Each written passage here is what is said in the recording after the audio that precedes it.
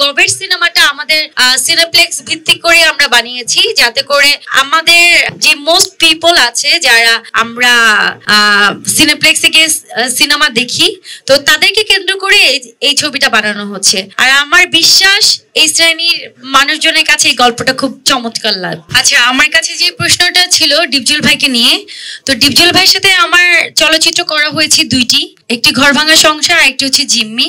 তো এই দুইটি ছবি শুটিং করা হয়েছে 3 বছর আগে। তো 3 বছর পরেও কিন্তু আমি আরো ছবি করেছি, আমার আরো ছবি রিলিজ হয়েছে।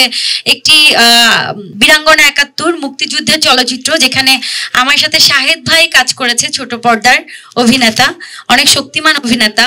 তারপর আরেকটি ছবি আমার রিলিজ হয়েছে শেষবাজি, যেখানে আমাদের চলচ্চিত্রের হিরো সাইমন সাদিক, সে আমার সাথে জুটি বেঁধে কাজ করেছে। এছাড়াও আরো 4টি সিনেমা আমি আরজুর সাথে করছি। সো আমি কিন্তু সবার সাথেই কাজ করি, আমার এমন কোনো বাইন্ডিংস নেই যে কারোর সাথে কাজ করতে হবে, কারোর সাথে করতে পারবো না, এমন কোনো বাইন্ডিংস নেই। আর এরপরও ডিপজল ভাই যদি এরপর নতুন করে কাজ করে, গল্প বুঝে আমার যদি ভালো লাগে আমি করবো, নাহলে করবো না। আচ্ছা, আমার যে প্রশ্নটি রয়েছে যে শিরিন শিলা এবং কায়েস আরজু আগেও জুটি হয়ে সিনেমা করেছেন, কিন্তু এই সিনেমাগুলোর ক্ষেত্রে আমরা দেখেছি যে আসলে মুক্তির পরে খুব কম সংখ্যক হলে পাওয়া যায় বা মাল্টিপ্লেক্স গুলোতে একদমই পাওয়া যায় না। সেই ক্ষেত্রে এবার কি গবেট অন্য কোনো প্ল্যান আছে কিনা একটু যদি বলেন, আপনারা দুজন যারা কাস্ট। আচ্ছা, ফার্স্ট অফ অল হচ্ছে আরজুর সাথে আমি যে কয়টা ছবি করেছি, একটা ছবি এখনো রিলিজ হয়নি, কিন্তু রিলিজের অপেক্ষায়। মাত্র আমরা 3টা সিনেমা একসাথে শেষ করেছি, আমাদের একটা ছবি সেন্সর পেয়েছে। তো আমাদের এই জুটির একটা ছবিও যেহেতু এখনো রিলিজ হয়নি, সো আপনারা তো এখনো বলতেই পারছেন না যে ছবিটা হিট হবে না ফ্লপ হবে। এটা হচ্ছে নাম্বার 1।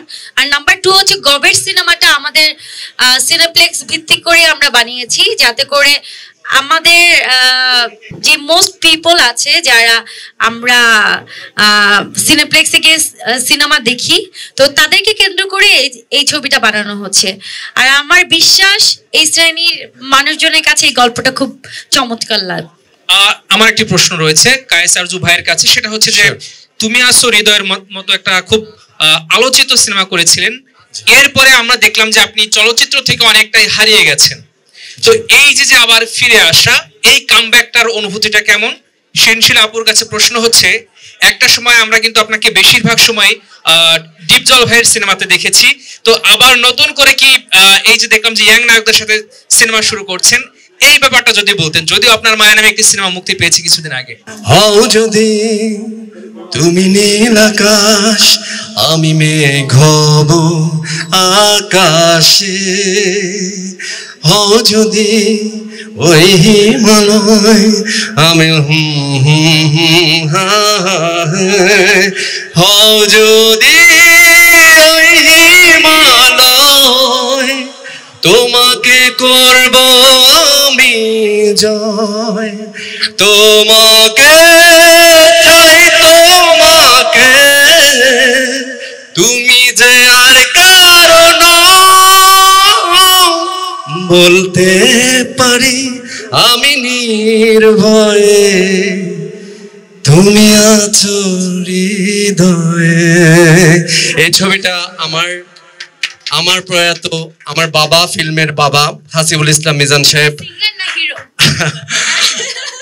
হাসিবুল ইসলাম মিজান সাহেব আমাকে ভালোবেসে চলচ্চিত্রে হিরো বানিয়েছিলেন। আমি যখন রাজি হই না, তখন 1 বছর প্রায় আমাকে বোঝালেন যে গল্পটা শুন, দেন তুমি আছো হৃদয়ে। এই ছবিটি করার সাথে আমার একটা চুক্তিপত্র ছিল, সেটা হলো 3টা ছবি ওনাদের প্রযোজনা সংস্থার আমাকে শেষ করতে হবে। এই ছবিগুলো শেষ না হওয়া পর্যন্ত আমি কারো ছবি করতে পারবো না।